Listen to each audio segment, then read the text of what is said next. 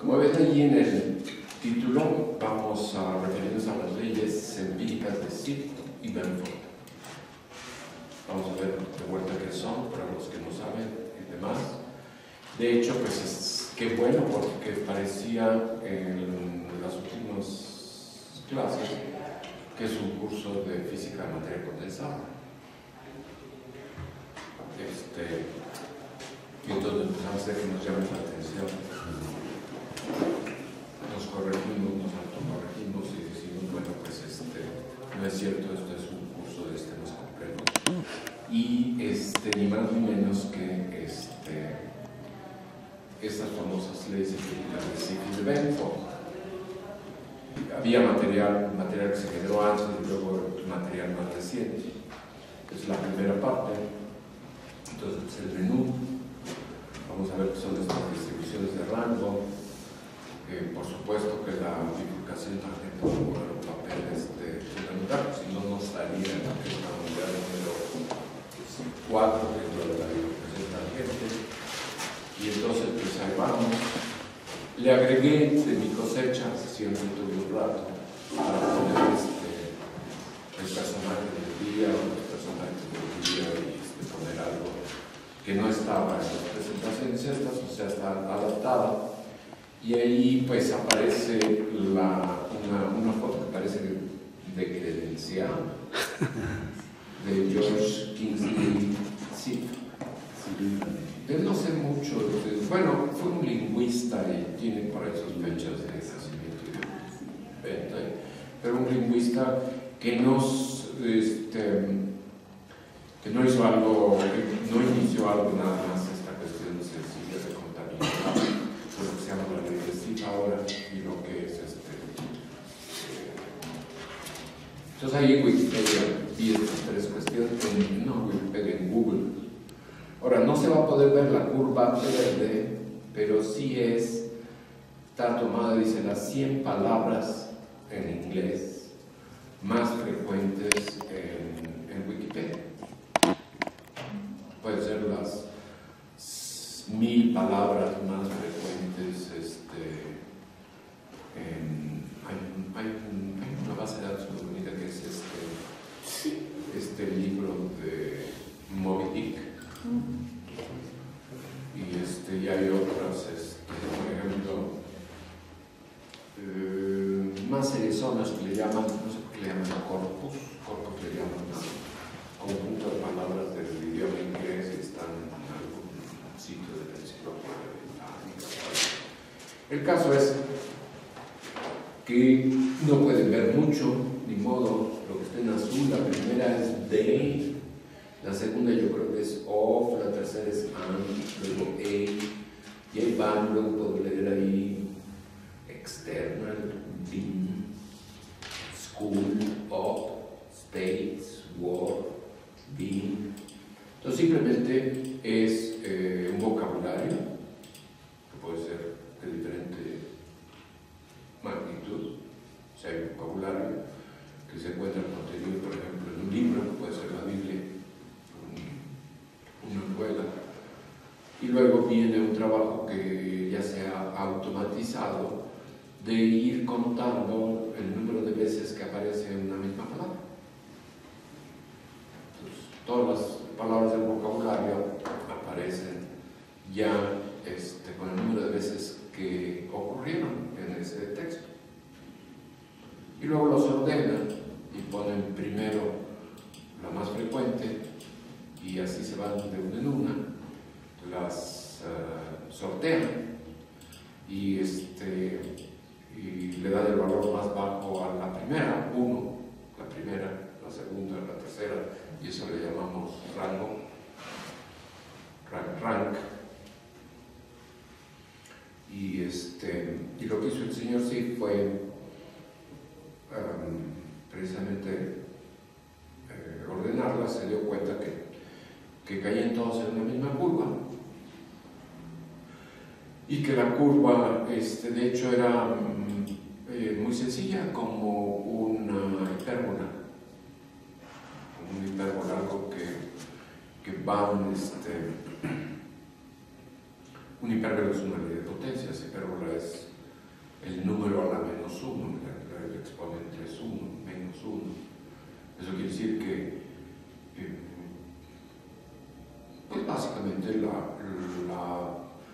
la primera palabra aparece 1.000.000 de veces, la segunda palabra aparece 100.000 veces, la tercera palabra aparece 10.000, y así 1.000, 100, suponiendo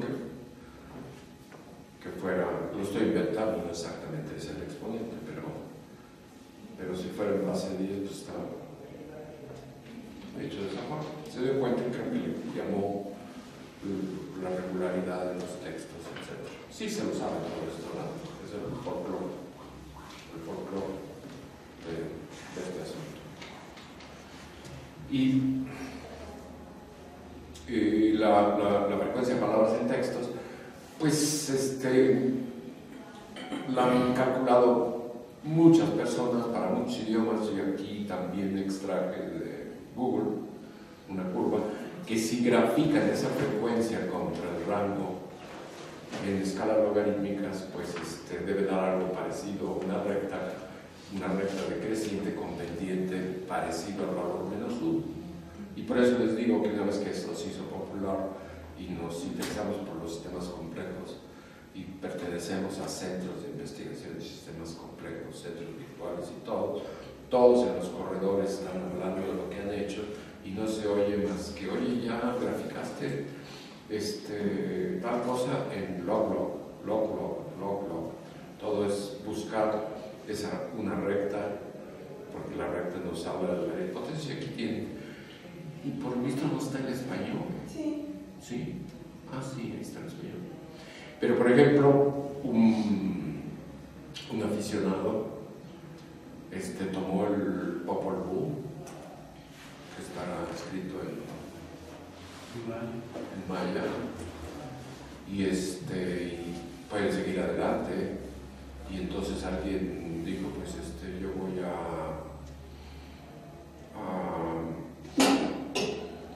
a ver la frecuencia por la que aparecen palabras, por ejemplo, en Fortran o en C, lenguajes de programación, y lo que ustedes quieran. Entonces este es el folclore. Aquí es otra que ya había visto y me lo volví a encontrar. Esta viene de una página web de Irán, persa, y entonces viene el diagrama de Sif en escalas logarítmicas para el Corán. Entonces, por ejemplo, tiene, pues fíjense, hay frecuencia, si es base 10, 10 a la 8, 10 a la 8 es un número gigantesco. Y rango también, pues hasta se pasa de 10 a la 8. Y entonces, ese es el riesgo que corre uno cuando va a dar un seminario. Entonces, lo pesqué. Dije, esto nos va a impresionar desde un principio, les va a gustar, lo puse. Y estaba yo esperando el interés de las personas y ¡zas! Que me preguntan, ¿y qué vocabulario tiene 10 a la 8 palabras? El árabe no tiene 10 a la 8. Me tumbaron ahí, yo iba a empezar el seminario y eso me pasó por agarrar, bajarla, ponerla y no sé cómo me zafé, pero se zafa uno de estas cosas. Y pues es que está escrito en Parsi o algo así. En fin, luego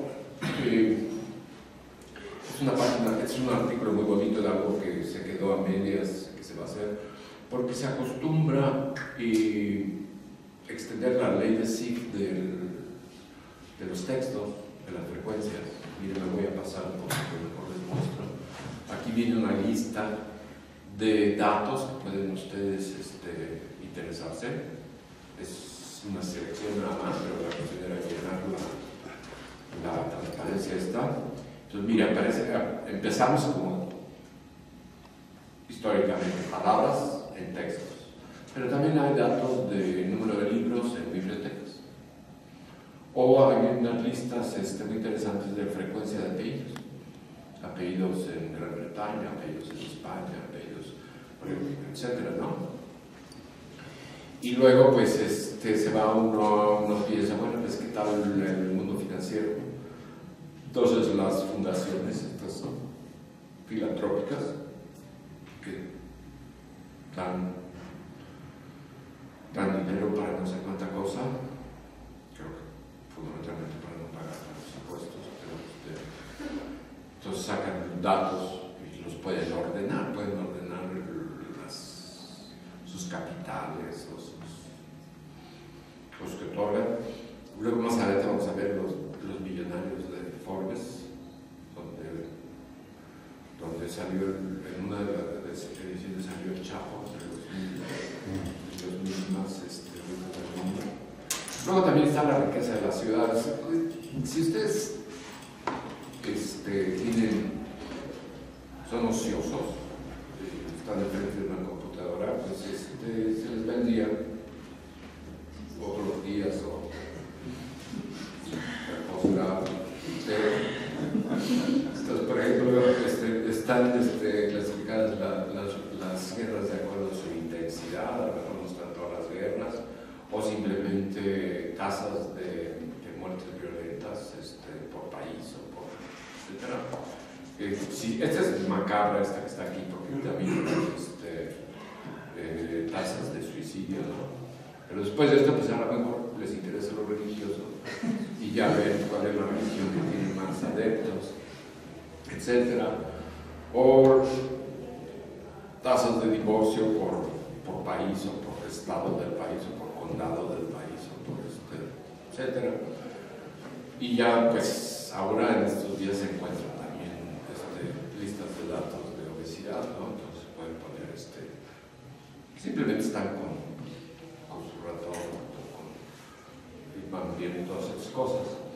Se usa mucho la cuestión de transporte aéreo, y luego hay páginas enteras de cuánta gente llega a tal aeropuerto internacional y cuánta gente sale. Las poblaciones que conmutan, por ejemplo, ciudades como Nueva York, nosotros algo debemos tener, pero ciudades como Nueva York tienen que tener una infraestructura en el centro de la ciudad enorme, porque en la noche pues habrá una población de la cuarta parte, más o menos, por decir un número, una población de la cuarta parte de la población que hay durante el día, ¿no? Entonces el número de elevadores, sanitarios, todo para una que es una infraestructura enorme, precisamente porque llegan a trabajar. Entonces hay cosas de gente que conmuta.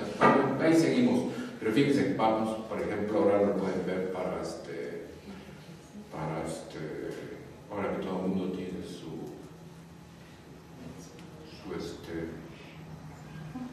smartphone. En fin, pueden ver listas de la altura de edificios o etcétera, barrios, tienen diferentes nombres en otras partes. Aquí ya estamos en biología, por ejemplo, hay una gran cantidad de datos de abundancia de especies, de diferentes cuestiones. Por ejemplo, una vez en un taller que ocurrió en las cascadas de Iguazú, todos fuimos porque teníamos un interés científico enorme por conocer las cascadas de Iguazú y todo lo que fuera. Y invitaron a un biólogo, y el biólogo nos dio un biólogo italiano que vive ahí en el río Paraná, por que es ahí donde en un tramo del río Paraná hay más especies de peces que en toda Europa. Entonces,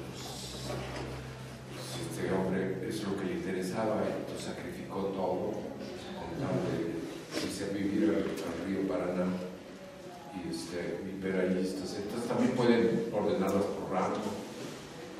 Ustedes a lo mejor se interesan qué tanto cuál era la esperanza de vida de los árboles, cómo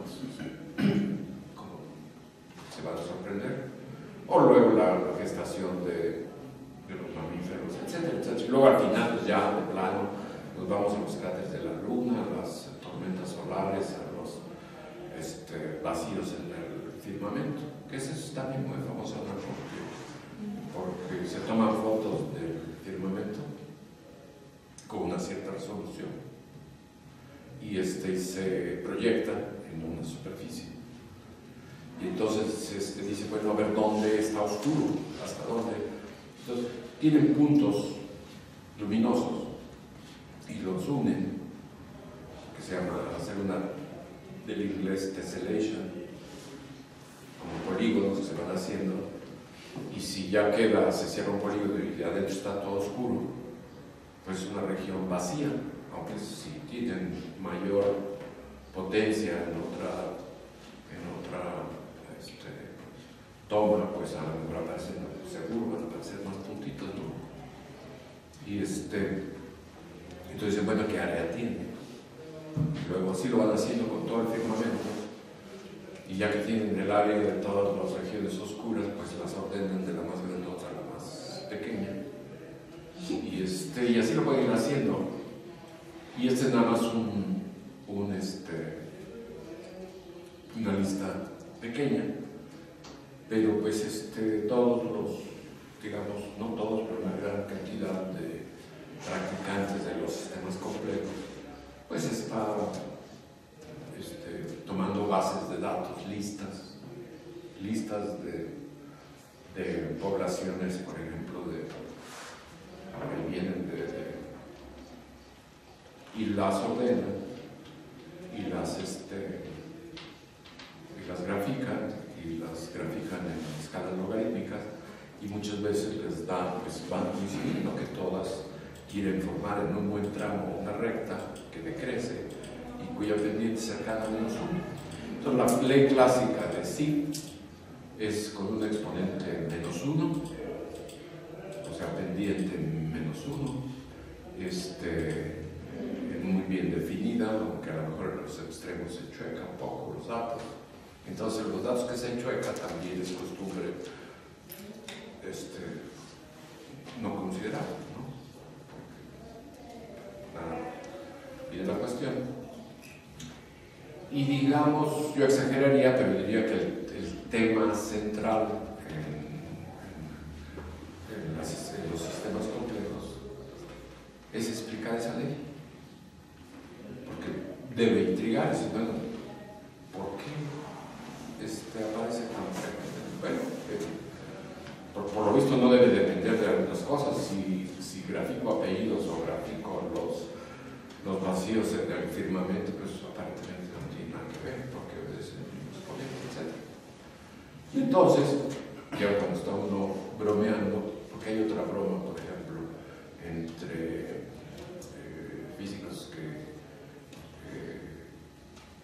física cuántica, se acepta que la física cuántica no está completa. Habrá quien dice, no está ya súper completa y deja de banarte la cabeza viendo completarlo, acéptalo, así es, etc. Pero otro sector, un gran sector, ya escuchó que no está completa, entonces piensa que no está completa y que habrá que completarla, y nadie la puede completar. Y entonces la broma generada en el Instituto de Física es que los derechos individuales de los físicos cuánticos, el físico cuántico debe tener un derecho individual, y derechos individuales que tiene derecho a tener su propia interpretación de la realidad cuántica. Y entonces ya de ahí pues nos vamos con la ley de CIF, entonces pues, estamos promoviendo los derechos individuales de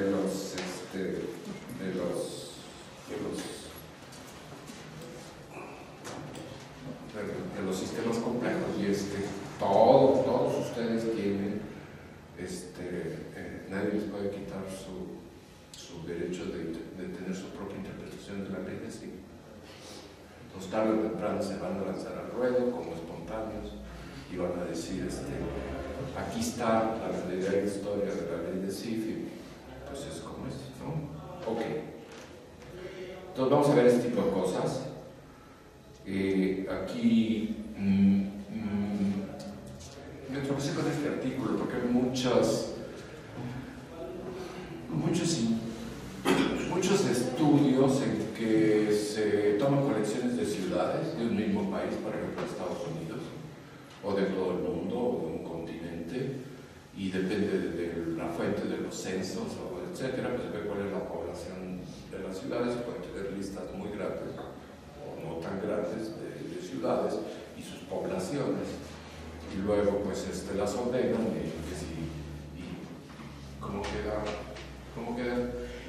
Y a veces no coinciden y se pelean mucho diferentes grupos. Bueno, imagínense, no sé,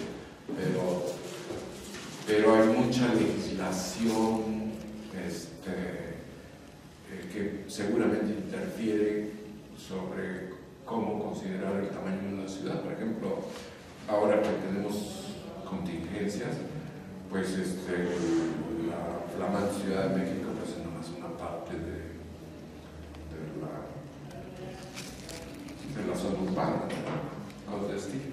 Entonces es un grupo de chinos o japoneses, chinos, que se hizo de unas tomas de satélite del mundo entero de noche, y tiene una resolución enorme de quién sabe cuántos millones de píxeles, y entonces tenían un juego como de 60 y tantas, digamos 64 tomas ahí está una foto, bueno, lo que tienen. Y entonces hicieron un trabajo fino esas fotografías, no, tienen 64 niveles de intensidad, desde negro hasta lo más luminoso. Y entonces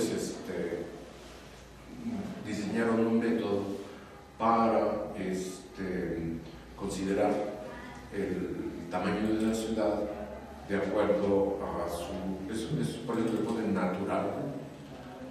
No tiene nada que ver con ningún censo ni con ningún otro criterio, simplemente tomaron esas, sí, una de ellas cada 10 años, y cada una de ellas tiene 64 niveles de intensidad, y tienen un algoritmo en que generan el tamaño de una ciudad. Hay una convención de plano de corte. Todavía no está oscura, pero ya dicen, ya es la... Y el método resultó muy bueno, y aquí vienen unas gráficas abajo. En log y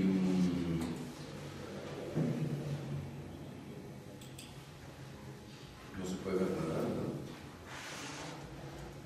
Bueno, abajo dice, la primera son 30.000 ciudades en 1910, la de la izquierda, y la C, que es la de la derecha. Pues son log, en el eje horizontal está el rango, y de hecho la pendiente es prácticamente muy buena, muy cercana a -1, y de hecho logran ver cosas como este estilo. Aquí tiene 30 años, 1992, 2001 y 2010, y tienen 3 regiones urbanas. Tiene una en Chicago, otra en Shanghai, y otra es el delta del Nilo, que debe contener el Cairo. Entonces vean, por ejemplo, la de Chicago, con el paso de los años, y bueno, está el lago, ahí se ve el lago en la esquina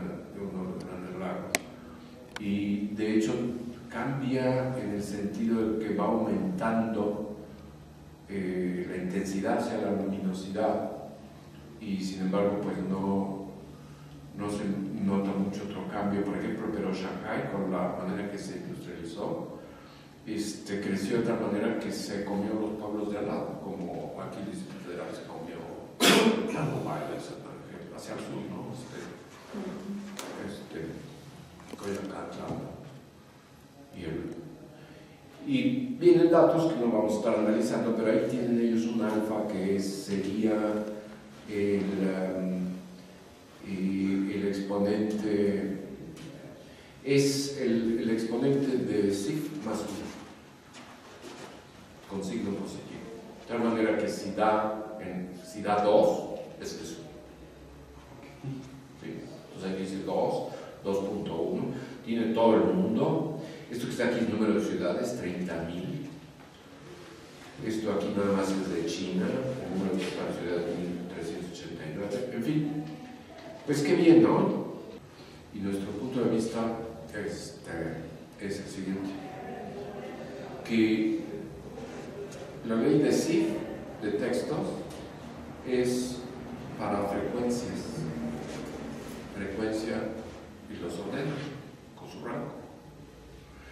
Pero este asunto, por ejemplo, de población de ciudades, o tamaño de ciudades, o tamaño de la fortuna de un billonario, o cosas de estilo, pues es magnitud. Estamos hablando del tamaño de la ciudad. Entonces, pues no estamos hablando de la frecuencia de una ciudad, estamos hablando del tamaño de la ciudad. Entonces nosotros llevamos una línea hereje, que no es tan, hereje, nadie distingue, en que nosotros decimos, bueno, un momento, una cosa es frecuencia y otra cosa tamaño, y abren en el web y le pongan ley de SIF y van a ver que están ahí poblaciones o una serie de cuestiones, y mezclan totalmente. Por ejemplo, en el caso de sismicidad, el terremoto,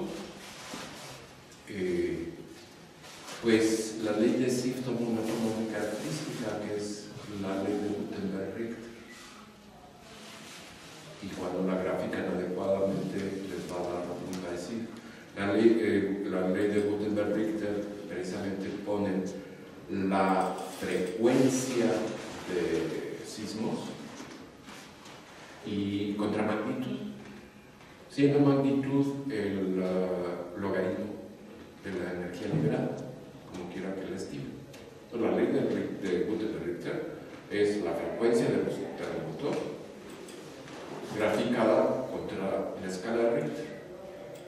Y entonces, el más frecuente, pues es una escala de Richter muy bajita, como 1.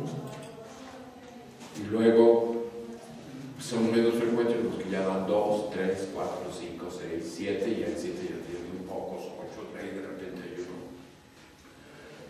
Ese eje horizontal pues es el logaritmo de la energía liberada, pero lo están ordenando pues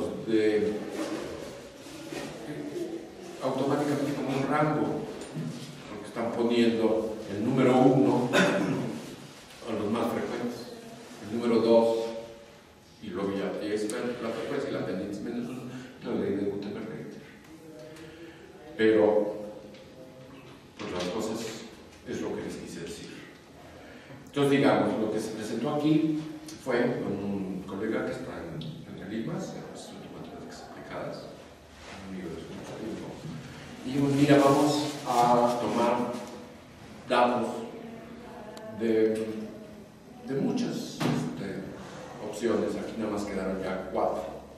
Pero sin prejuicio vamos a tomar datos de diferentes cuestiones, según nosotros íbamos a encontrar el SIF, etcétera, o el equivalente.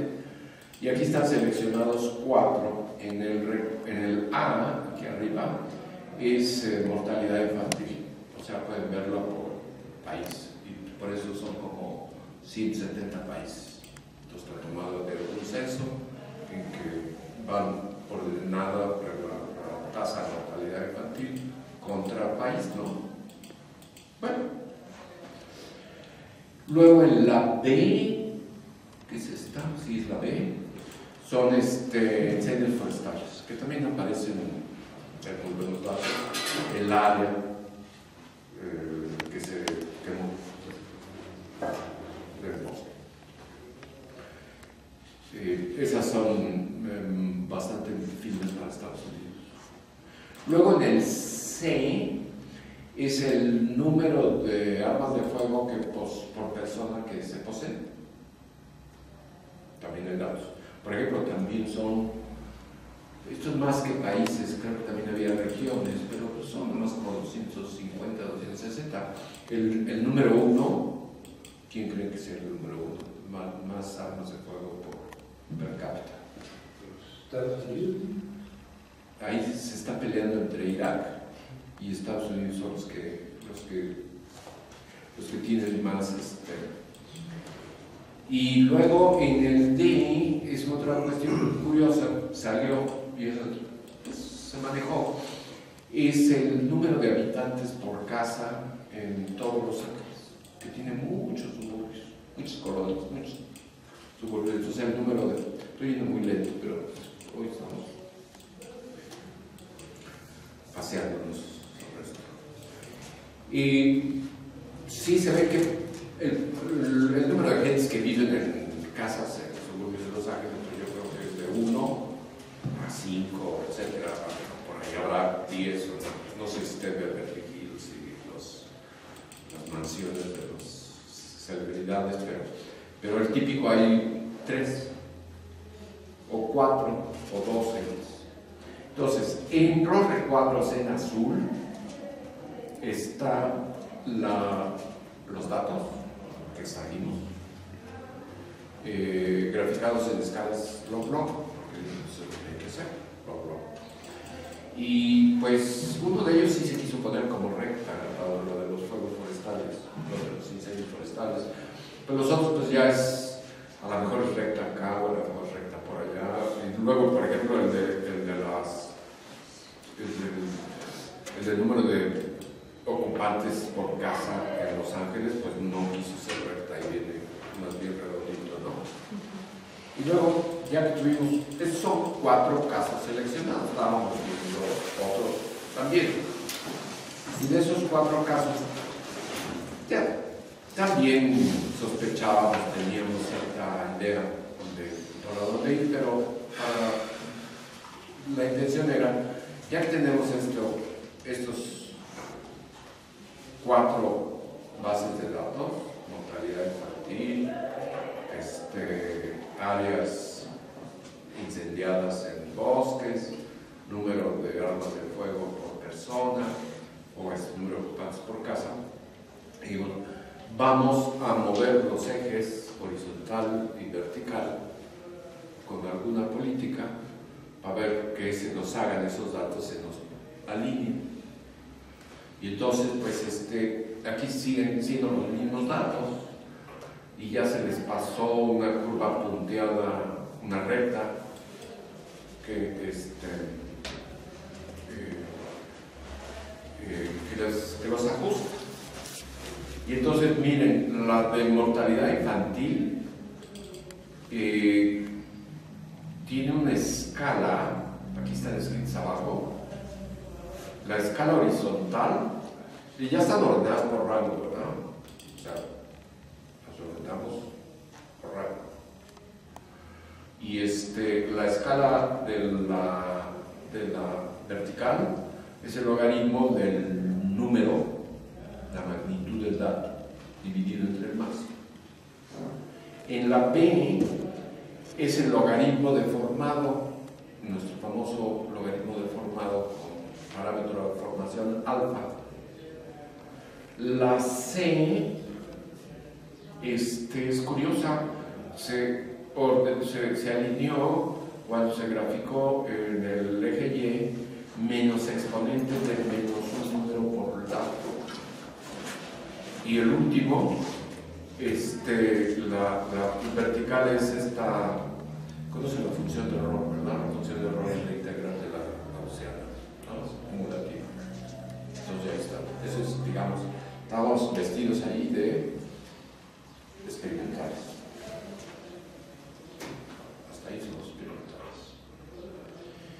Luego vamos a presentar nuestra teoría. Nuestra teoría está originada en 3 autores, pero yo creo que son 4 autores desde el año 2000, 4 autores italianos que se colocaron por orden alfabético, como muchas veces todos los autores, para que no haya discusión, por orden alfabético. Entonces, el primero de ellos es Luciano Pietronero de Roma, que seguramente era el supervisor del cerebro brillante que quedó último. Luego siguieron otros 2 apellidos Tosi, que son, yo creo que eran marido y mujer, pero eran padre e hijo, matemáticos. Y luego el último fue Vespignani, Alessandro Vespignani, que ahora es un figurón porque cayó en el asunto de trabajar en redes, y pues se ve que era su trabajo con Pietronero, y luego se fue desarrollando, no conseguía trabajo, no lo consiguió en Italia, luego conseguía trabajos temporales en Francia, y ya todo el mundo empezaba a decir pobrecito, y ya pasaron tantos años y no pesca, ¿no? Y finalmente aceptó un trabajo en Estados Unidos. Imagínense qué tan mal. Estoy impresionado de haber estado, y vive por ahí en Bloomington, Indiana, bueno, ya basta. Pero yo creo que se debe a él esta teoría, que es muy bonita, muy sencilla. Dice, bueno, vamos a ver cómo obtenemos estas distribuciones de rango. Vamos a suponer que existe una distribución de probabilidad detrás de los datos que estamos tratando. Y esa es esta P mayúscula de N. N son los datos, y N es una magnitud como el alto de los edificios.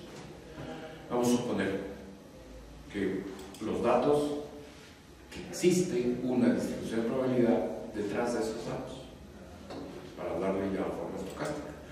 Entonces, la receta dice: hágase la distribución cumulativa complementaria, es decir, intégrese desde el dato n hasta el máximo de ellos. Podría ser de n infinito. La distribución cumulativa normal pues es desde el más pequeño, podría ser 0 o 1 hasta n, ¿no? Y entonces la otra es 1 menos la otra, ¿no? Y la llamamos pi mayúscula. Bueno, ya está calculada. Luego, identifíquese a esta distribución cumulativa como el rango dividido entre esta n caligráfica, que es el número total de datos. Entonces, ahí entra el rango, y usted se puede preguntar, ¿y por qué? Y entonces, pues depende. Por ejemplo, habría gente que dice, pues, te lo tengo que explicar, que no está claro. No, perdón, sí, pero veanlo de esta manera. Vamos a ir viendo esta distribución cumulativa complementaria, bajando el valor gradualmente del límite inferior n. Entonces voy a empezar con la integral de n máximo a n máximo. Me va a dar 0. Y es que ahí estoy colocando el valor máximo de mi lista de datos. Entonces le voy a asignar el rango 0.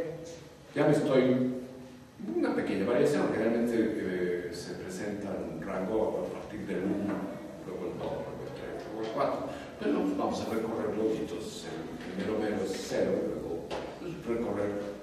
Luego también lo pueden generalizar y decir que el rango no sea un número entero, un número natural. Pueden generalizar a variable continua, pero por lo pronto, luego voy bajando mi límite de integración hasta que me cae otro. y ese va a ser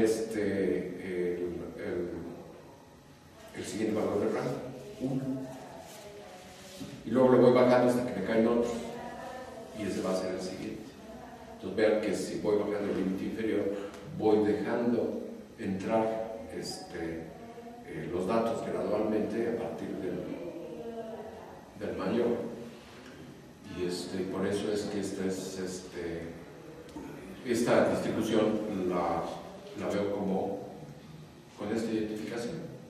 Entonces ya las pongo iguales. Y entonces digo, resuélvase para el límite inferior de espectro, para el integral de espectro, resuelvo. Y entonces ese n de k es la distribución tamaño-rango de los datos. Esa es la teoría. Y la pueden ver, está dada como receta. Estos son los puntos. Ahí va. Entonces vamos a ver, vamos a tomar un caso particular. Vamos a decir que mis datos están siendo generados por una ley de potencias, que esa probabilidad en mayúsculas n a la menos alfa.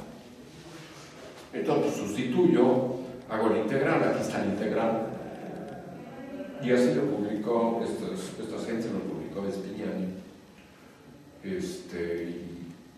y siguieron su artículo, y a mí no me gustaron no sé qué cosas.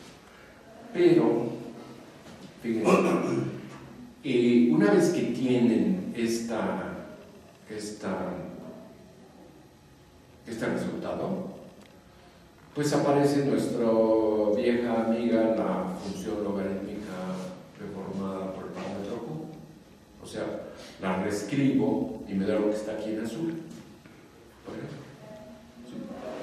Inmediatamente me da lo que está en azul. Y despejo, y si despejo la n de k, que es el tamaño rango, me da esta otra cosa que está en azul, que tiene un exponencial deformado, donde el parámetro de deformación pues es la potencia que venía en la distribución original. Es un integral y es un juego. Bueno, ¿qué pasa en el resultado, que aquí está en azul, cuando me llevo el valor máximo a infinito? Pues lo meto y me doy cuenta que me da esta forma, que es rango a un exponente que es 1 entre 1 menos a. Tampoco no hay mucho estilo. Y digo, pues ya me dio una ley de potencia, ya me dio la ley de C. Eso viene contenido en el trabajo de estos gentes. Y yo sé, ¿qué pasa si alfa fuera igual a 2? Si alfa es igual a 2, pues me da el rango a la menos 1, que es la ley clásica de C. ¿Ok? Bueno, vamos a probarlo. Y entonces aquí están tomadas población mundial por país, y aquí están listos nomás como 60 y tantos países.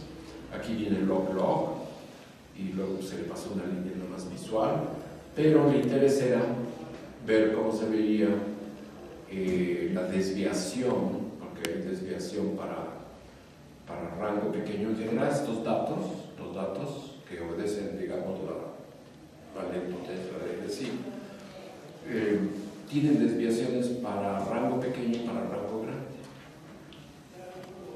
Entonces aquí está, dio y se publicó.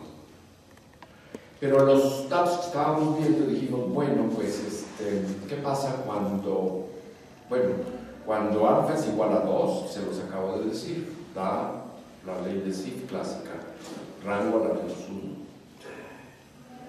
Cuando alfa es igual a 1, pues se reduce una exponencial. ¿Verdad? Qué curioso, debe haber una distribución. Si alfa es igual a 1, pues sería exponencial. Y si alfa se va a infinito, pues quiere decir que ya no hay ninguna ley de potencia. La inicial, que era n a la menos alfa, n a la menos infinito, quiere decir que decae más rápido que la ley de potencias, pues entonces tendrá que ser una exponencial. Y si se toma, por ejemplo, esta exponencial sencilla, se hace el cálculo y da esta otra expresión para la distribución tamaño-rango, y pues queda menos logaritmo, queda lo que está ahí puesto. Luego, decimos, bueno, regresamos a los datos de información. de mortalidad infantil, y como nos daba recta en escala semilog, pues concluimos que sería el caso igualado. Y luego nos vamos a lo de armas de fuego por per cápita, y como dio recta haciendo la escala al revés. Esta es semilog en el sentido que la y es logarítmica y el rango es escala natural. Y la otra se había hecho una recta dejando la ordenada en escala normal y poniendo entonces pues, esos casos, digamos, parecería. Dice, bueno, vamos a ver otro distinto. Vamos a suponer que la distribución padre, o sea, la que se origina, es una distribución gaussiana.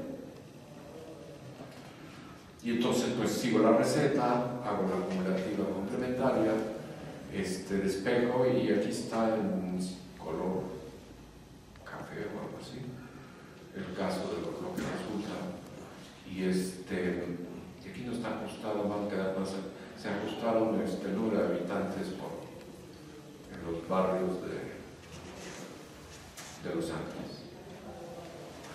Estos son los 4 casos: alfa igual a 1, alfa igual a 2, un caso alfa infinito, que es distribución exponencial, y otro caso alfa infinito, que sería gaussiano, o sea, que las distribuciones caen como exponenciales, que eran hacer casos ideales para ver que es graficando como se habían graficado originalmente aquellos datos, nos daban ese color. Luego, ya habíamos comentado esta ley de Benford, ¿verdad? Buscando en Wikipedia, dice que la ley de Benford proviene desde 1981. Fue un astrónomo muy famoso, Simon Newcomb, que figuró mucho, tuvo muchos premios, fue muy conocido. También era acomodado, o sea, le sonrió bien la vida, le dio dinero, le dio prestigio, etc. Y por ahí recuerdo, leyendo sobre él, que su hija le preguntó a Einstein si ya había muerto Newcomb, qué opinaba de su papá, o si lo había conocido. Y entonces Einstein dijo, no, una mente brillante, etc. Le echó muchas flores a la pregunta de la hija. Pero fue él quien vio estas tablas de logaritmos, las mantizas. Ustedes nunca las usaron, ¿verdad? No saben de qué es algo. Tú sí las usaste. Sí, las vi, no sé cómo, pero sí. Pues yo tampoco como pude, pero dice que, eso lo habíamos comentado también, que los tablas de logaritmos se buscan en las cifras decimales, lo vamos construyendo el logaritmo con las mantisas, y vienen las tablas, primero el 1, luego el 2, luego el 3, y entonces veía que los libritos estaban bien desgastados del lado del 1 y muy nuevecitos del lado del 9, y entonces pensábamos es que los estudiantes no tienen nada que ver, y eso lo notó Newcomb, y propuso que la frecuencia con la que aparecen los dígitos del 1 al 9 siguen una ley logarítmica, y aquí está escrita. Y luego este fenómeno fue notado de vuelta en 38 por este físico que era el Labs, Frank Benford, y ese ya le echó muchas ganas porque calculó, ahí se fueron invirtiendo 335 ríos, los tamaños de 3,000 y pico ciudades norteamericanas, 104 constantes físicas, lo pueden ver, ¿no? Muchas cosas, hasta tasas de fallecimientos, Total, un gran número de observaciones. Y la observación es ver datos y ver esos datos, ¿con qué número empieza? O si quieren la parte de cero, ¿con qué número empieza? Entonces empezó con 1, pues se lo dan al último, empezó con 2, empezó con 3, y luego grafican qué tan frecuentemente, con qué frecuencia aparece. Entonces, frecuencia, y están ordenados, es la frecuencia con que aparecen los dígitos, y luego en la abscisa ponen el 1, el 2, el 3, el 4, el 5, el 6, el 7, y se acomoda como si fuera rango, ¿verdad? Como si fuera, están poniendo la frecuencia con que aparecen los números en las tablas que estén viendo. Es la ley de Benford. Y luego dice, este descubrimiento más adelante se le llamó, de acuerdo al apellido, Benford. Y entre paréntesis dice aquí, esto es de Wikipedia, haciéndolo un ejemplo de la ley de Stigler, ¿sí? Ley de Stigler. Entonces vamos a poner una ley de Stigler. Y aquí viene abajo, la ley de Stigler tiene que ver con la supuesta tendencia de expresiones que se le da el nombre a la persona, epónimo, el apellido, de descubrimientos científicos que hacen honor a diferente gente que los de la idea original. Entonces, por supuesto, la idea original fue el que primero lo detectó y lo explicó, fue Newcomb, pero se le conoce como ley de Benford, y el hecho de que se le dé no al original se conoce como la ley de Stigler. ¿Se conocen otras leyes de Stigler ustedes? Bueno, yo creo que el modelo Ising quedaría por ahí un poco. Porque Ising era el alumno, Lenz era el que diseñó el modelo y puso el problema. Ising fue el que se equivocó y no era cierto. En fin, entonces ahí están. Y lo que dice la probabilidad con la que aparecen los dígitos, pues aquí está escrita, es la diferencia de. Es esta expresión 1 más el dígito a la menos 1. Y tiene lo que está diciendo es que el 1 toma el 30% de las ocurrencias, el 2, 17, 12, 9 va bajando, no es uniforme, y el porcentaje con el que aparece el 9 ya es menor al 5%. Es lo que dice la ley. Y curiosamente pueden generalizarla, pueden decir, bueno, ahora yo no quiero ver el primer dígito, quiero ver los primeros 2 dígitos. Y se ponen a trabajar y cambian la fórmula un poquito con los 2 dígitos. Y luego dice, quiero ver los primeros 3 dígitos. O también pueden verla al revés, por ejemplo, los primos, ahora se está viendo el último dígito, los números primos. Y luego también pueden decir, bueno, pero eso es en logaritmo base 10, ¿qué pasa si lo hago en logaritmo base 12 o tal? Y se cumple para cualquier base. Entonces, pues esa es la ley de Benford. Esto ya se los había puesto en otra parte donde viene, ese fue el señor Terrell-Hill.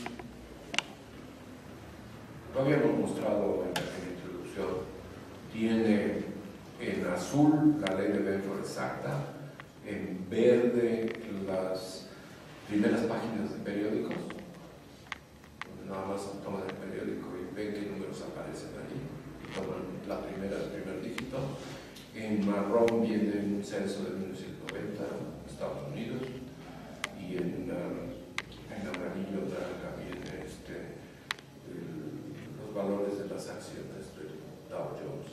Y esto es aparece en el trabajo de Benford, y entonces trae un montonal de asuntos, y vienen aquí las tablas, etc. Entonces hay quien le interesa la ley de Benford, ¿no? Aquí interesa mucho la ley de Benford. Y también, no te interesa. Mucho. No mucho. Bueno, a lo mejor todos vamos más rápido a pasar algo más fundamental, ¿no? Pero bueno, es... A detectar fraudes. Pues sí, pero nuestra chamba es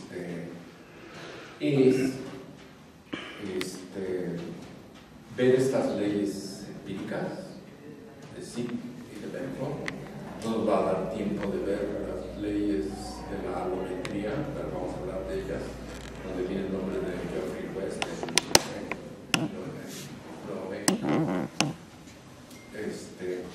y son leyes empíricas y son sorprendentes y las obedecen aparentemente por alguna razón, quién sabe cuánto.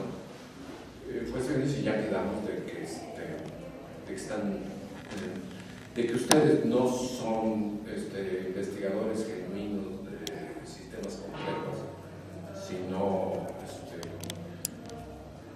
dicen algo o hacen algo respecto a estas cuestiones, se opinan, tienen su propio. Bueno, entonces aquí viene cómo se demuestra la ley de Benford, que son los dos primeros renglones. Entonces, simplemente dice, la ley de Benford corresponde a una distribución uniforme, o sea, la distribución que genera esos primeros dígitos es una distribución uniforme, pero en espacio logarítmico.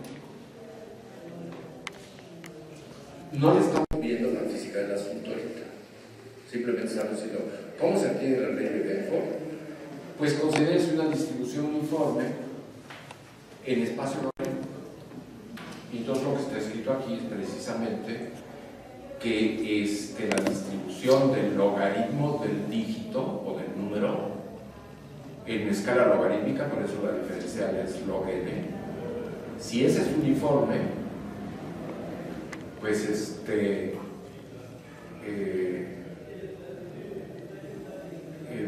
me debe dar una constante. Y si ahora pongo la diferencial logaritmo como diferencial de n, pues veo esta igualdad, ¿no? Entonces, ¿cómo debe ser la distribución en espacio no logarítmico, sino el original? Pues va a tener que ser n a la menos 1. Esto está en una línea nada más. Extraer la distribución P mayúscula que estamos manejando. Entonces ya la probabilidad de observación del primer dígito n minúscula, pues tendrá que ser la integral del dígito n al siguiente, de la distribución que acabamos de determinar, que es n a la menos 1, y pues hago la integral y milagrosamente me da que es la ley de Benford. ¿Ya? Se acabó. Y ahí podríamos haberlo dejado, ¿no? Entonces, lo único mensaje que se van a llevar es que la ley de Benford corresponde a una distribución uniforme de escala logarítmica. Y si la queremos empatar con la receta que estamos empleando, esta receta que venía aquí, esta receta que estamos viendo, que tiene esta P mayúscula, no estamos sacando distribución rango, pero como estamos viendo esta integral, estamos viendo la acumulativa. Fíjense ahora. Si aquí ya viene un ingrediente de cómo queremos entender estas cuestiones, que es estas distribuciones tamaño rango se valen independientemente, o sea, lo que llama la atención es que lo obedecen sistemas muy dispares, muy diferentes, que no guardan relación uno con otro. Y si eso es lo que observamos, entonces debemos concluir que si no dependen de la naturaleza del sistema, pues debe ser su explicación debe ser algo que no dependa de la naturaleza de los sistemas, tendrá que ser algo muy general. ¿Sí? Y si es algo muy muy general, ¿qué otra situación se conocen ustedes que tiene esas características? De que no importa cuál sea el sistema, tiene que obedecer esas mismas leyes. A ver, no se los puse muy bien. Estamos hablando de esta ley de Sill y esta ley de Benford, que se vale, no importa que estamos con la boca abierta, de que mira nada más qué cosa tan extraordinaria, intrigante. Lo principal es que no depende de la naturaleza del sistema.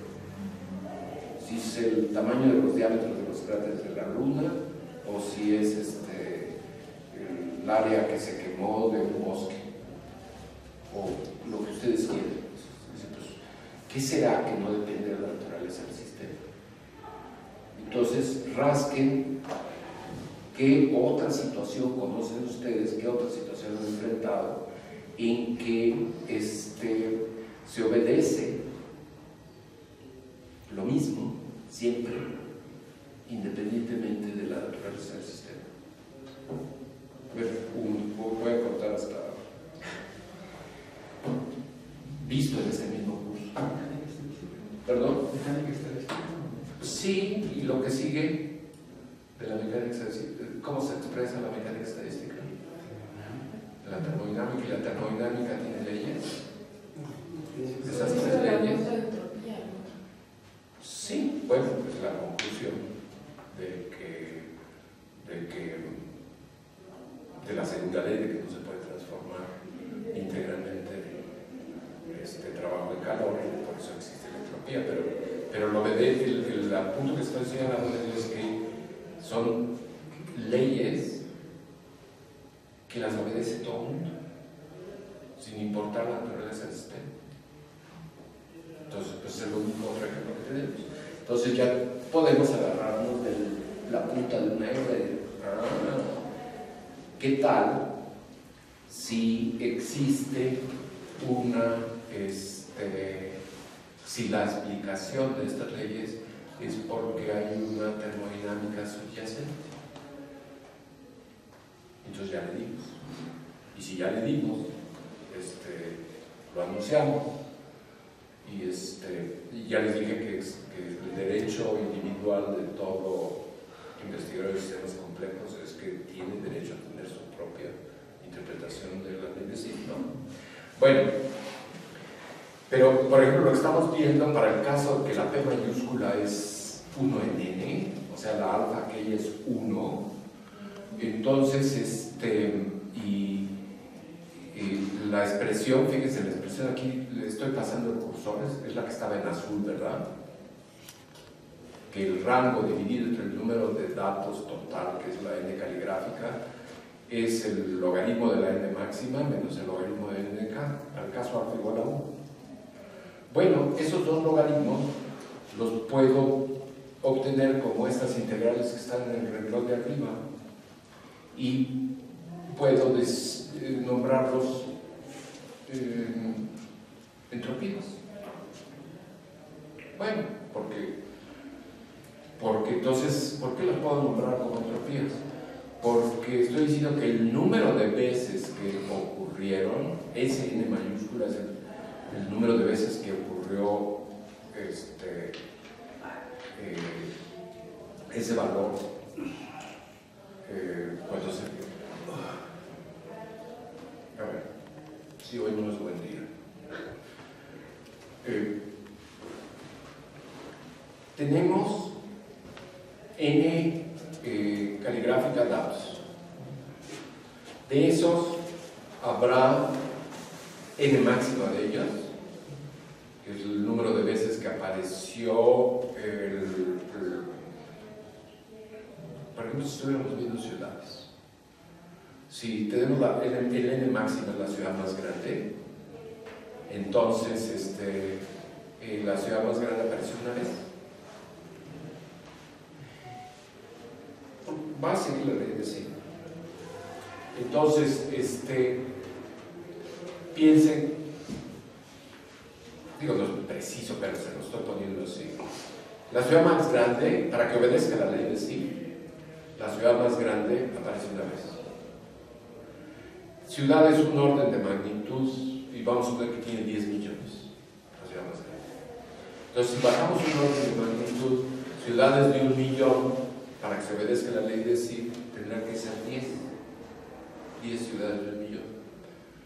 Y luego, para que siga obedeciendo la ley, tendrán que haber 100 ciudades de 100 millones. Y así se van, ¿no? Entonces, hubo un solo evento para la más grande. Hubo 10 eventos para la siguiente, hubo 100 eventos para la siguiente, pues son 100 ciudades o 1000 ciudades o tales. Y ahora voy a considerar que esos 100 eventos, por ejemplo, si estoy en el corte de 100, todas están entrando con la misma probabilidad. No tengo por qué distinguir que fue más probable una de esas 100 ciudades que otra de esas 100 ciudades. Entonces puedo decir que tienen una distribución uniforme. Tiene que haber ocurrido 100 veces. Pues, mi espacio ahí de configuraciones fueron 100 ciudades y todas con el mismo peso. Y entonces, si la distribución es uniforme,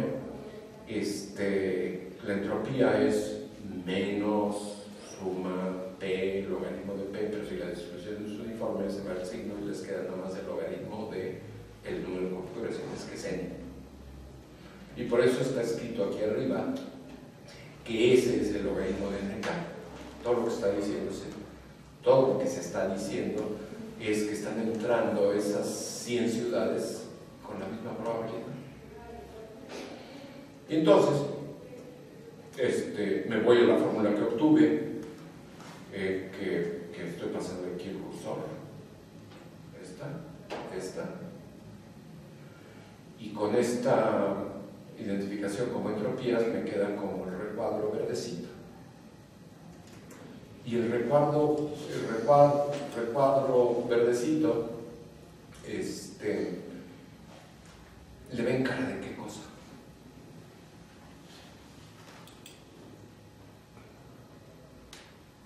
Una es función del rango. La otra es breve. Fíjense que el n máximo, qué tan grande es, dónde para el n máximo, va a depender del número de datos. O sea que si están yéndose a un planeta que tenga cada vez mayor población, va a tener ciudades más grandes. Entonces piensan en una especie de límite, como si fuera el límite termodinámico, que están llevando al planeta a un límite de una población total cada vez más grande, se va desarrollando, entonces la ciudad más grande ya no va a tener 10 millones, sino va a tener 25 millones, y si sigue creciendo va a tener 100 millones, etc. Entonces el n máximo está yendo infinito. El n máximo pues depende del número total de datos. Entonces, por eso se puso n máximo como función del número de datos o su inverso. Y la otra entropía es función de n de k. Y miren cómo quedaron. A ver, y ahí está escrito abajo. Y no tiene la forma de una, ya las vimos también en mucho detalle, una transformación de Legendre. No transformábamos una energía libre en otra energía libre y reemplazábamos una variable por su conjugada. Y luego no veíamos que podíamos no empezar con las energías, sino con las entropías, que les llamábamos potenciales o funciones de Massier, que transformábamos una entropía en otra. Bueno, ahí está en verdecito. Entonces, estamos soñando. Pero, en fin, el caso es que si le queremos asignar una termodinámica a este asunto, aquí está dicho que la explicación, cuando menos cuando la distribución papá de todo el mundo es 1 en n y me va a dar cuestiones exponenciales, ¿verdad? Ok. El resto lo pueden ver, pero lo que les quiero decir, a ver, ahorita voy a recapitular. Luego cambio, o me extiendo y digo, bueno, la ley de Zipf la obtuve cuando alfa era igual a 2, la ley de Zipf clásica. Ahora vamos a tomar la distribución original, P mayúscula, no sea 1, que sea mayor que 1, un alfa mayor que 1, y entonces voy a ver la probabilidad de observar el primer dígito, o sea, quiero ver la ley de Bedford, ya la habíamos visto que nos da perfectamente bien dada cuando la P mayúscula, la distribución que genera los datos, era 1 en n. Ahora vamos a generalizarla, y esto los primeros renglones están contenidos en el trabajo de Spignani, reemplazan n a la menos 1 por n a la menos alfa integra. Pero nosotros ya sabemos, basta restarle aquí menos 1 y sumarle acá más 1 para poder escribir de manera más compacta este resultado como logaritmos deformados. Esta expresión aquí abajo es la misma que está arriba con la definición de logaritmo Q. Y recuerdo que precisamente cuando veo la distribución tamaño-rango con la distribución n a la menos alfa, también lo puedo escribir de esta manera. ¿Sí? Ok. Entonces, ¿qué nos dice esta lámina? Pues que si quieren pueden generalizar la ley de Bedford. No pregunten por qué, pues, si quieren generalizarla, la generalizan. De hecho, tiene un uso la primera persona, de hecho. Y Bartolomé Luque, con quienes vimos estos redes, estos algoritmos de visibilidades y tal, agarraron los números primos y les dio el primer dígito. Y lo primero que vio es que no le daba la ley de Bedford. Y entonces vio que le daba algo que ajustaba esta generalización de la ley de Bedford. Entonces quiso saber el número alfa, cuál iba a ser. Si alfa es 1, es la ley de Bedford de todos los días. Si alfa es diferente de 1, mayor que 1, ya es una generalización. Y entonces le fue dando un valor diferente de 1. Y tiene muy buen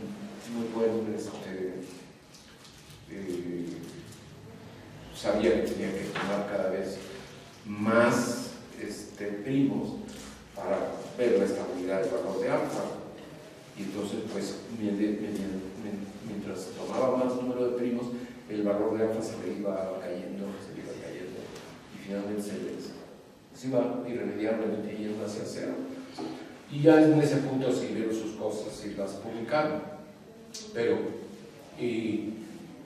vean que la ley de Bedford generalizada, que está aquí arriba, se parece mucho al cálculo de la distribución tamaño-rango que estuvimos viendo. Y comparen esta que está aquí en azul con esta que está aquí. Son primas hermanas. Y esta misma despejada, pues ya vimos que la vemos como tiene la estructura de la transformada de Legendre. Y lo último que queda abajo es renombrar la primera, esta que estoy pasando aquí, la estoy renombrando, fíjense, lo que era el rango K dividido entre los números le llamo f de K'. O sea, f es K entre n caligráfica, K' es n y K' máxima es n máximo. Si la pongo así y K' considero que es un rango, esto es lo que nosotros propondríamos como la distribución frecuencia-rango. Fíjense que aquí estamos, lo vuelvo a aclarar. Estamos siguiendo un esquema teórico que es muy sencillote, originado por Pietro y compañía, y ya encontramos que podíamos llegar a la ley de Sid en caso particular, con alfa igual a 2, y estamos en business. Luego consideramos la ley de Bedford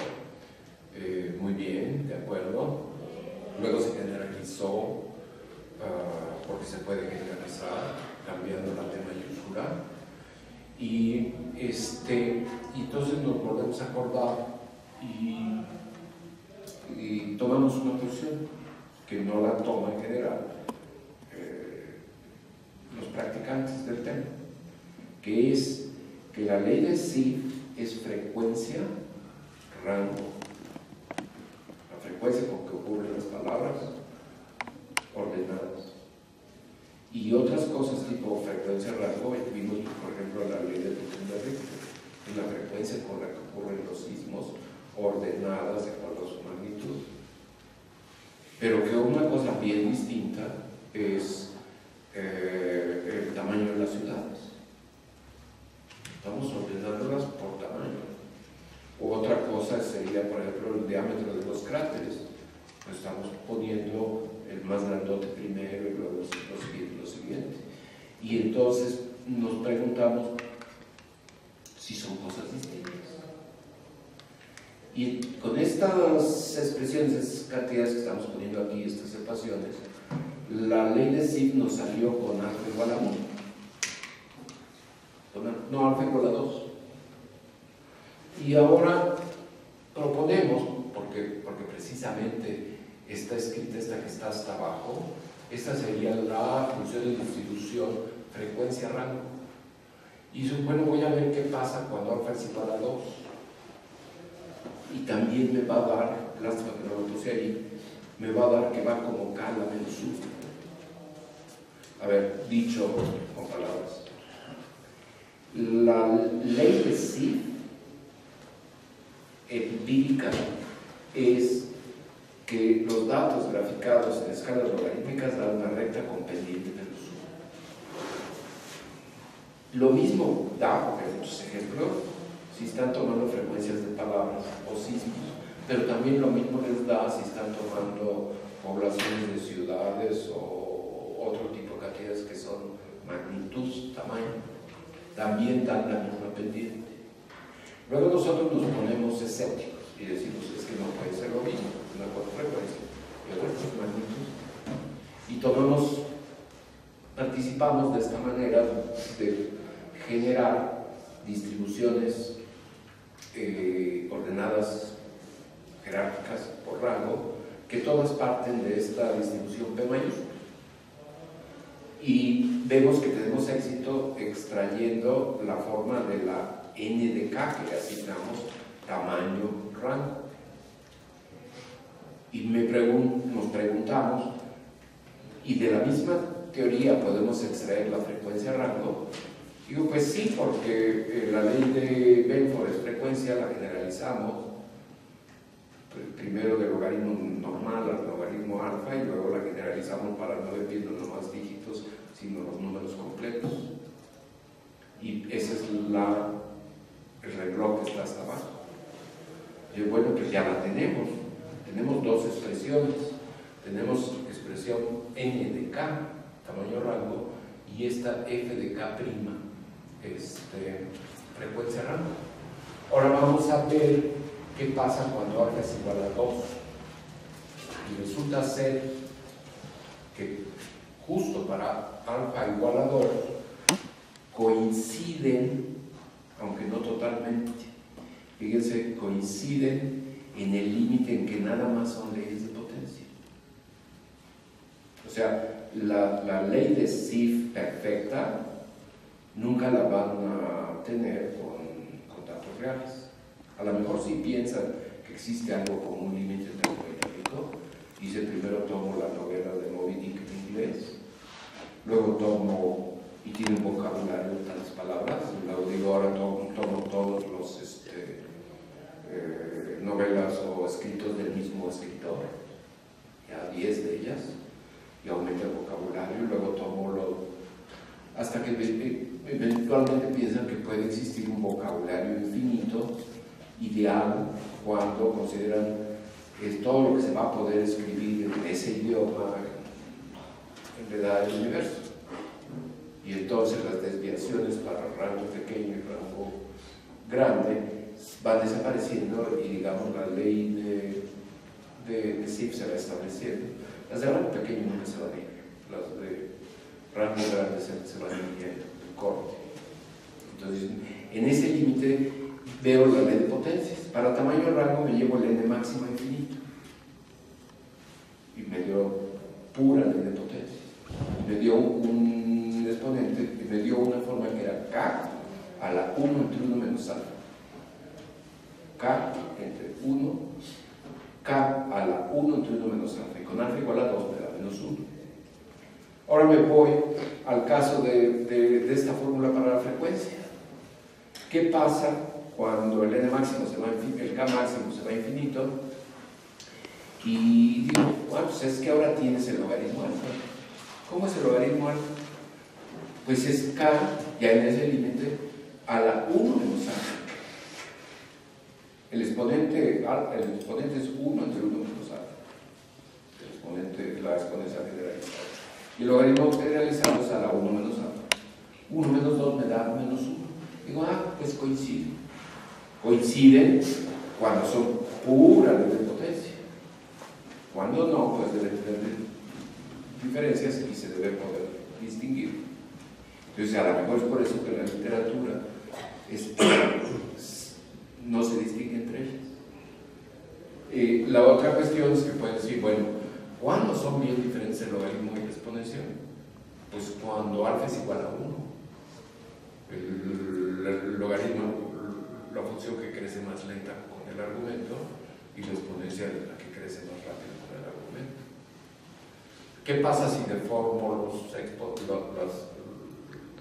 logaritmos y la exponencial? Pues si los voy deformando poco a poco, me alejo del valor 1, ya no se diferencian tanto.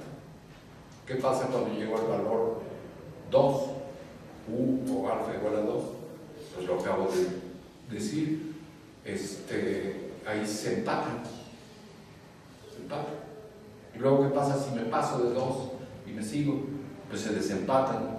Y ahora resulta ser que el logaritmo es el que crece más rápido y la exponencial es la que crece más lento.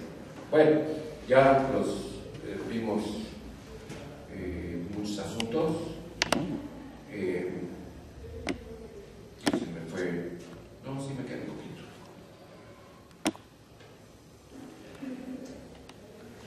¿Sí? ¿Sí? ¿Está muy aburrido? Le di muchas vueltas. Bueno, estamos aprendiendo un formalismo para tratar distribuciones ordenadas, o sea, los valores ordenados por magnitud, bueno, por jerarquizados, ¿no? De mayor a menor o de más frecuente a menos frecuente. Es al revés. Por ejemplo, en el caso de las ciudades, y aquí es donde hace sentido estas fórmulas, en el caso de las ciudades más frecuentes van a ser las más pequeñas. Pero para tener el límite terminal que están hablando, tienen que ser ciudades de 1000 gentes, ciudades, pueblos de 10, luego de una gente, luego de un décimo de gente, luego así tendrán que irse, ¿no? Bueno, pero estamos en la unidad donde la bifurcación es la que le corresponde. Entonces, aquí se parece mucho a una lámina del día anterior. La primera expresión es la que hemos generado hoy, que es la expresión que obedece la distribución tamaño-rango. Y la que está aquí abajo, lo hemos visto también muchas veces, es la que corresponde a las trayectorias en la bifurcación también. ¿Se acuerdan?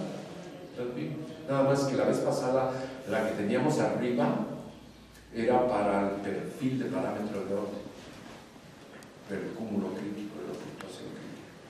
Entonces, esta lámina se hace cambiando la fórmula de arriba, que era para el cúmulo crítico. Ahora ponemos para la distribución tamaño-rango. Y nada más le cambiamos la pregunta que está arriba. Hay una equivalencia entre cúmulo crítico, ya se pone el ranking of data, y el mapa en tangencia. pues la debe haber, son las mismas. Si yo cambio K por T, alfa por Z, N por X, bueno, hay un signo aquí, va a tener que ser N por menos X, cambio 1 entre N caligráfica por U y pues ya me dio, ¿no? Entonces, viene este asunto, pues vamos a probar. Fíjense que lo que habíamos calculado, y la curva sólida es el resultado del formalismo, aquí se tomó alfa igual a 1.86, que está cerca de 2, y en realidad esta expresión debe ser válida como está este límite en que el rango se puede ir hasta infinito, y en datos reales pues brincos dirán si llegaron a 1000 datos o 10.000 datos, no pueden seguir. Pero esta expresión continúa hasta que el K máximo puede ser infinito. Y lo que ocurre es que la P mayúscula con la que trabajamos la pusimos muy sencillota, la pusimos como N a la menos alfa. Y para datos reales, pues si queremos ajustar mejor datos reales, pues mejor tengo que cambiar desde un principio mi ingrediente, que era P mayúscula. Y ya no puede ser N a la menos alfa, va a tener que ir cambiando conforme N crece, porque el sistema es finito. Entonces pues ya se puso muy feo, ¿no? Porque ¿cómo la cambio? Le hago un corte, le hago ingeniería a la P mayúscula, y dice, no, jamás. Ingeniería no lo voy a hacer. Y decimos, bueno, esta analogía con el mapa en tangencia, pues cuando está el mapa en tangencia, me da la misma expresión.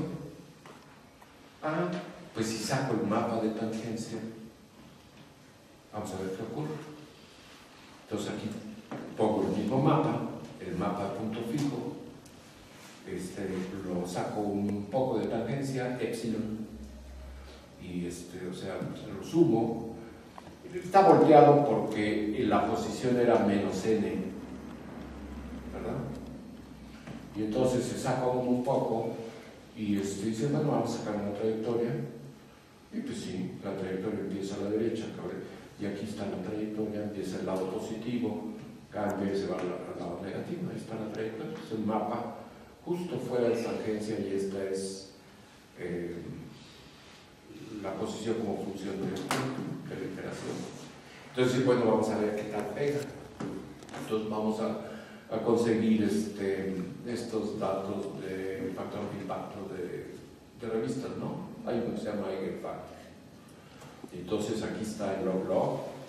Entonces, dice, vamos a ajustarle eso, vamos a ajustárselo. Entonces en rojo están los datos tomados de la literatura, y en verde es la trayectoria del mapa, donde alfa, que es la exponencial deformada, está muy cerca de 2 y se sacó de tangencia muy poquito, 0.0064,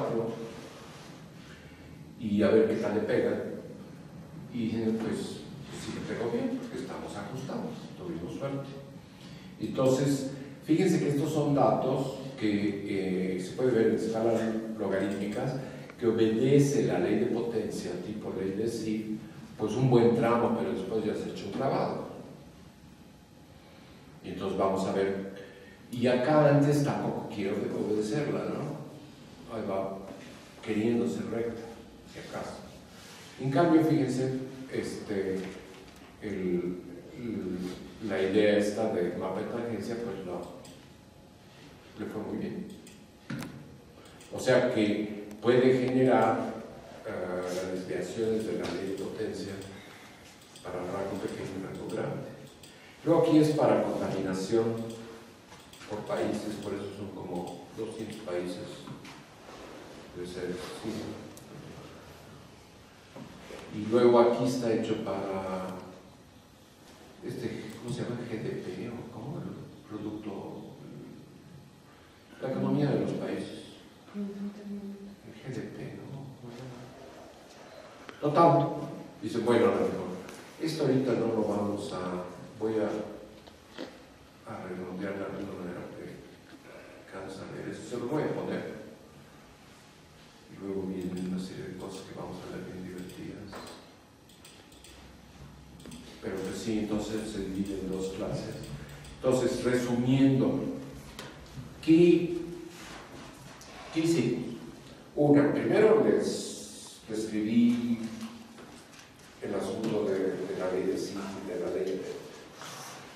Luego metimos ahí un poco de ruido diciendo que no todo está, no cualquier cosa está distribuida así. Por ejemplo, el número de habitantes por casa en los suburbios de Los Ángeles no obedece la ley de sí. Vimos que obedecía más bien algo que vendría de algo gaussiano, ¿no? Si nosotros todos nos viéramos, muchos de nosotros medimos nuestras estaturas, pues no va a obedecer la ley de sí, porque ninguno de nosotros tiene ni 30 centímetros de altura ni 3 metros de altura, sino va a ser algo gaussiano, ¿no? Y así, o sea que tienen que haber muchos datos que no tienen que ver con la ley de sí.